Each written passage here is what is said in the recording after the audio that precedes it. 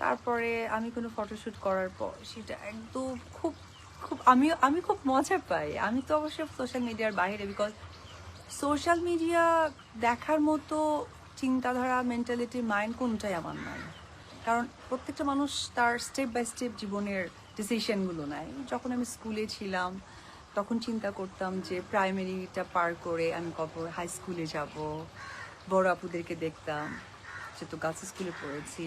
যখন হাই স্কুলে গিয়েছি তখন মনে হতো যে কলেজে কবে যাব, কলেজে যখন গিয়েছি তখন মনে হতো ইউনিভার্সিটিতে কবে যাব। বাট ব্যাড লাক, সিনেমায় নায়িকা হয়ে গিয়েছি, কলেজে আসছি।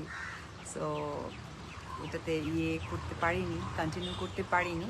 আমাকে আসলে কলেজ অব্দি স্টপ হতে হয়েছে।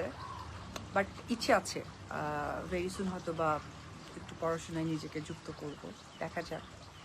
যেহেতু আমার বাসায় একটা স্টুডেন্ট আছে, আমাকে তো পড়তেই হয়, তো সেই জায়গা থেকে নিজের যেহেতু কাজের জায়গাটা মানে গুছিয়ে নিচ্ছি,